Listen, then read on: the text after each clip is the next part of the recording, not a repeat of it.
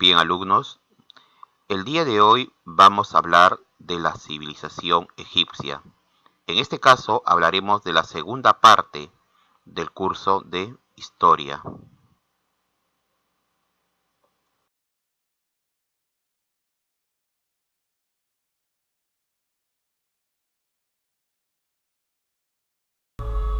Vamos a desarrollar a continuación la cultura egipcia, es decir, veremos cómo fue el desarrollo cultural de esta antigua civilización.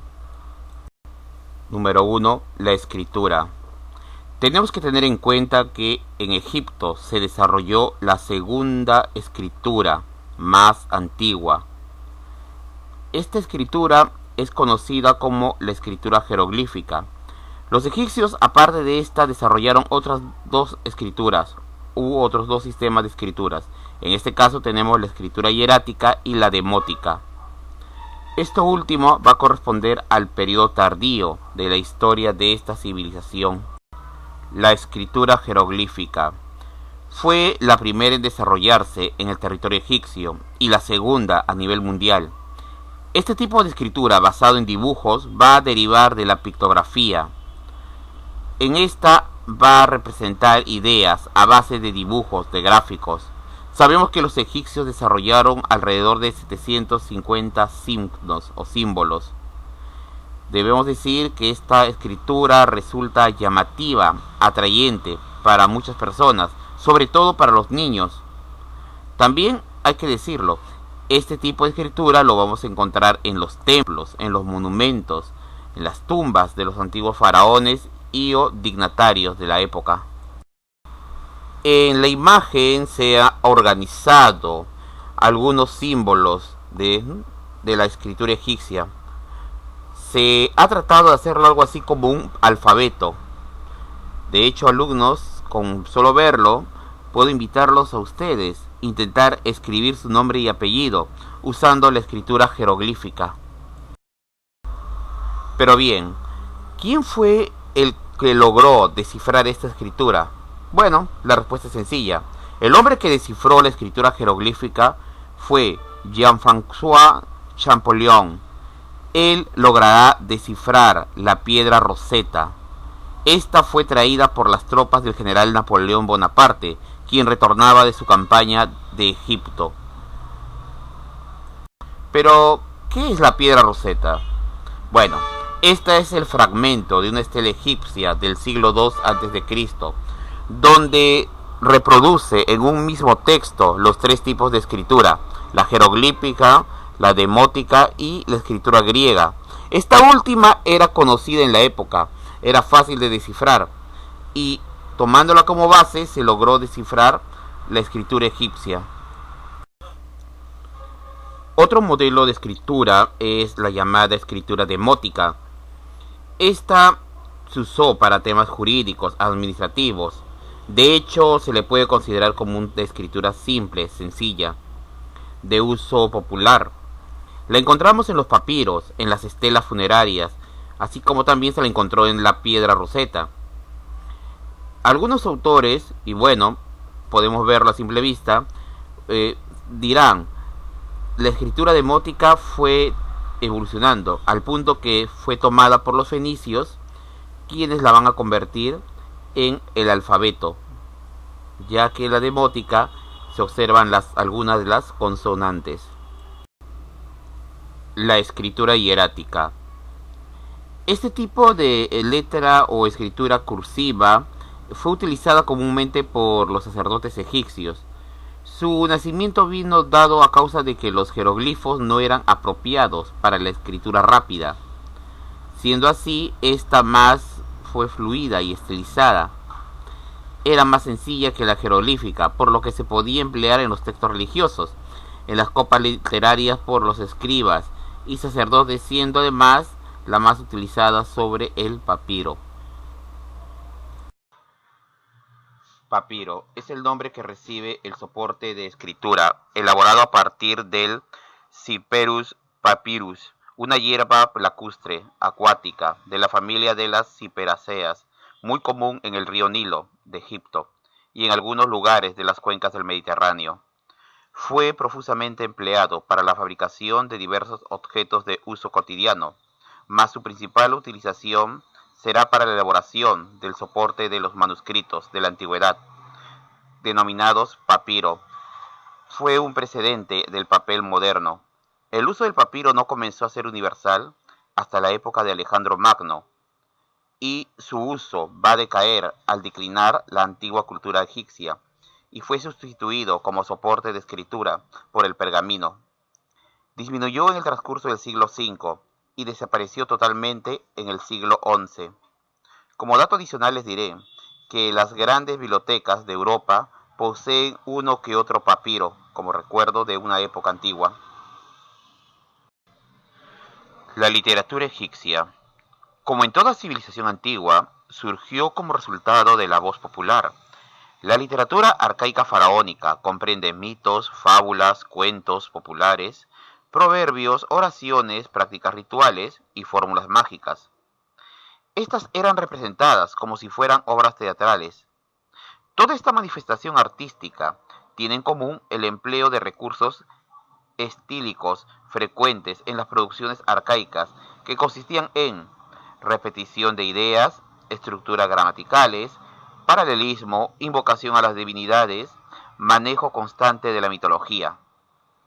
Ahora bien, la literatura egipcia trataba diferentes temas: la moral, la fantasía, la mitología, el simbolismo, además de tener una intención didáctica, en la que se pretende adiestrar al hombre para que pueda valorar la grandiosidad de la obra de los dioses en la naturaleza y en el mismo.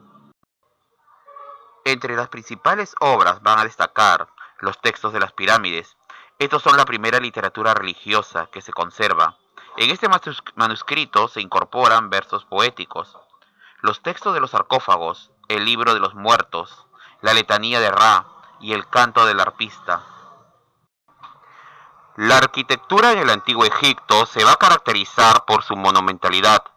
Entre las construcciones más importantes, obviamente van a destacar las pirámides, pero no debemos olvidar los templos. También se va a observar las construcciones sencillas, que era para población común. El material más empleado por los antiguos egipcios fue la piedra, ya que gracias a este material, las construcciones más importantes, las pirámides, los templos, van a estar garantizados para durar casi para siempre. En los inicios debemos decir que también usaron componentes como la madera y el adobe, pero es a partir del Imperio Antiguo cuando estos materiales más sencillos van a ser relegados para las construcciones menos importantes, es decir, para el poblador común. Ahora bien, conociendo la idiosincrasia de los egipcios, es obvio que las construcciones más importantes van a ser las de corte funerario. Dado que los egipcios creían en la vida eterna, después, es decir, la vida después de la muerte, tenían que garantizarlo. Para ello van a diseñar grandes construcciones que aún siguen asombrando al mundo en la actualidad. Una de estas van a ser las mastabas. La mastaba fue el primer modelo de tumba para los faraones y para personas de la nobleza.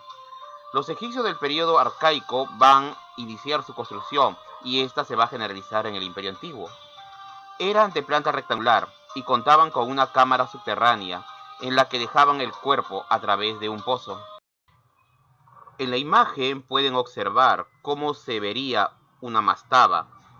Esta, como ya quedamos, es una tumba subterránea. Podemos observar que el pozo ha sido cegado, es decir, ha sido cubierto.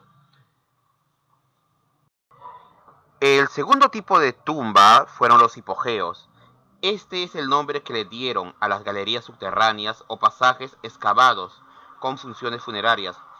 Los hipogeos van a ser excavados o construidos, por así decirlo, en las cordilleras rocosas que están cerca al valle del Nilo. Este tipo de construcción van a hacerse más conocidas en la época menfita, pero su gran desarrollo va a ser durante el Imperio Nuevo, cuando se construyeron tumbas reales en forma de suntuosas mansiones subterráneas, horadando las cordilleras de la región de Tebas, en los enclaves hoy en día denominado Valle de los Reyes. En él se encuentra el hipogeo de Tutankamón, entre otros. Además de estos, se excavaron muchos, aunque menos solemnes para los egipcios acomodados que buscaban allí su descanso eterno y a la vez evitar robos y posibles saqueos.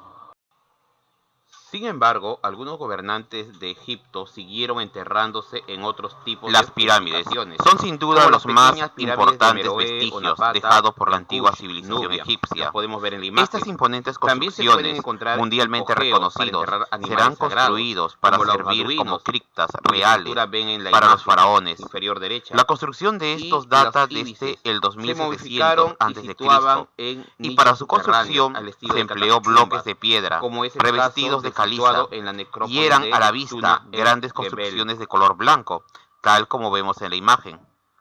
La primera y más famosa de estas construcciones es la pirámide escalonada de Saqqara, dada a construir por el faraón de Djeser o simplemente el faraón Zoser. El arquitecto de esta construcción fue nada menos que el mítico sumo sacerdote Imhotep, que posiblemente quiso crear un monumento que se elevara hasta el cielo, como una gigantesca escalera, con el fin de simbolizar la ascensión del difunto del mundo terrenal hacia los cielos. Pero sin duda, las pirámides más conocidas son las pirámides de Keops, Kefren y Miserino, las que pueden ver en la imagen. Se estima que estas pirámides fueron construidas aproximadamente en el 2500 a.C., durante la cuarta dinastía, en el período menfita. Dejando de lado la arquitectura funeraria, ahora trataremos de centrarnos en la arquitectura civil. De estas jóvenes podemos decir que es la que menos ha trascendido, ya sea porque más interés nos causó la arquitectura funeraria. Bueno, las pirámides, hay que admitirlo, son imponentes, llaman mucho la atención. Esto ha influenciado negativamente, ya que no fueron conservadas. De hecho, son pocas las que han podido llegar hasta el día de hoy. Vamos a ver el caso de las viviendas, o sea, de la construcción doméstica, que al contrario de los monumentos religiosos, este es un tipo de edificación perecedero, es decir, que su vida útil no va a ser mucho. Esto se debe a que van a utilizar materiales como el adobe, el ladrillo, el techo de madera o paja. Como consecuencia de todo esto, no van a quedar restos, al menos no en buen estado. Probablemente encontremos ruinas. En la imagen podemos observar cómo se veía la casa de un miembro de la nobleza egipcia, o probablemente la casa de un hombre adinerado, un potentado de esta civilización. Hemos de destacar la presencia de áreas verdes. Pareciese que los egipcios disfrutaban tener este tipo de áreas, sobre todo si podían estar dentro de su propiedad. La arquitectura religiosa. Como sabemos, la religión fue parte fundamental dentro de la sociedad del Antiguo Egipto. Es por ello que esta civilización va a levantar numerosas construcciones de carácter religioso. Para ello, emplearían abundante mano de obra, emplearían la piedra y el adobe y el ladrillo. El templo será el edificio utilizado para honrar a los dioses. La mayoría de ellos tenían una distribución semejante, que se va a dividir en las siguientes partes. La avenida de las Esfinges. Este es un paseo que conducía al templo. Estaba lleno de esfinges, figuras con cuerpo de león y cabeza humana. Este tipo de camino se va a repetir en casi todos los templos. El pilono era la entrada formada por un gran muro, ante el cual se colocaban obeliscos o representaciones del faraón. La sala y Petra, un patio abierto rodeado de columnas. En su interior había una gran cantidad de esculturas. Podía entrar cualquier persona. Sala hipostila. Se encontraba en el interior. Era una habitación con columnas gigantes, a la que solo podía acceder el faraón, los sacerdotes y los altos dignatarios. Los santuarios eran las salas más importantes. La conocida como Sanctum Sanctorum era dedicada al dios principal. En otras salas se encontraba la barca que se sacaba en las procesiones por el río. Solo podía entrar el faraón y el sacerdote principal. El templo de Karnak. En el antiguo Egipto se le conoció como Ipet Sut, el lugar más venerado, situado en la ribera oriental del Nilo, frente al templo de Luxor, en la antigua Tebas. En este lugar encontraremos el complejo religioso más grande e importante del antiguo Egipto. Fue declarado Patrimonio de la Humanidad por la UNESCO en 1979. El templo de Luxor, situado en el corazón de la antigua Tebas, fue construido esencialmente bajo las dinastías 18 y 19. Estará consagrado al dios Amón-Ra.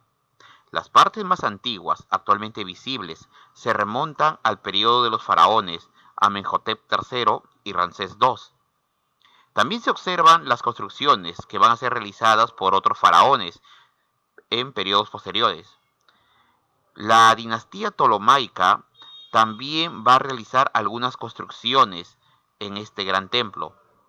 Durante el Imperio Romano, el templo fue parcialmente transformado en un campo militar. Debemos decir que este edificio es uno de los mejores conservados del antiguo Egipto.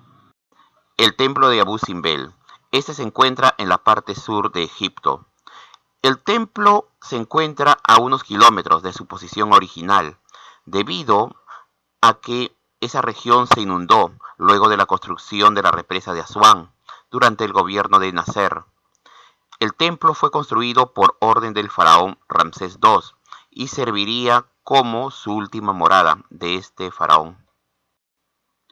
La escultura en el antiguo Egipto. Al igual que la arquitectura, la escultura en Egipto va a buscar un fin religioso.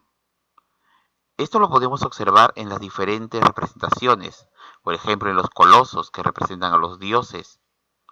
También se observa la representación del faraón. Consideremos que este es un personaje que es considerado divino, hijo de los dioses. Algunas esculturas, como la que podemos ver en la imagen, van a ser empleadas para prácticas religiosas a modo de ofrendas, que va a requerir el difunto en su viaje hacia el otro mundo. Por ejemplo, aquí tenemos a los colosos de Memnon. Estas fueron construidas durante el reinado del faraón Amenhotep III. Su posición de ellos, como observan, están sentados con las manos sobre las piernas. Los colosos son estatuas gigantes.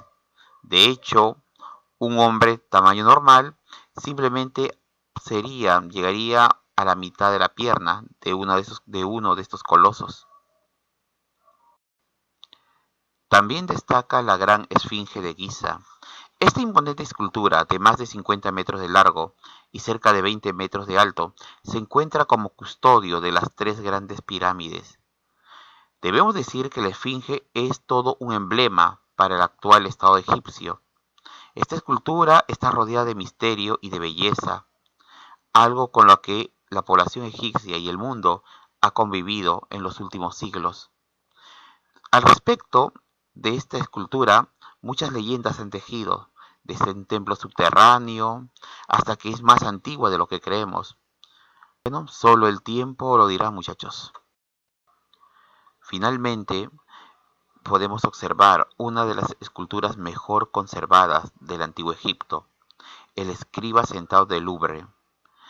Esta escultura fue tallada entre el 2480 y 2350 a.C.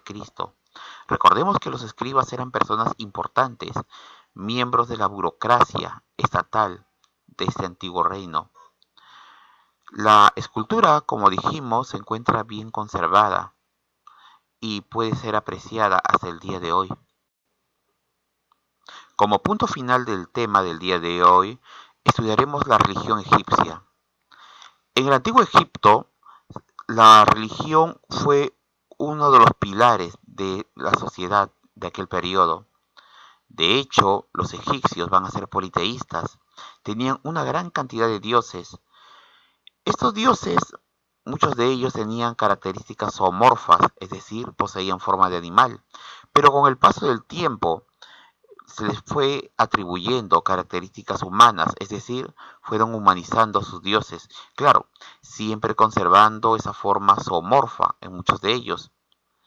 La religión egipcia se caracteriza por ser politeísta, es decir, tienen varios dioses.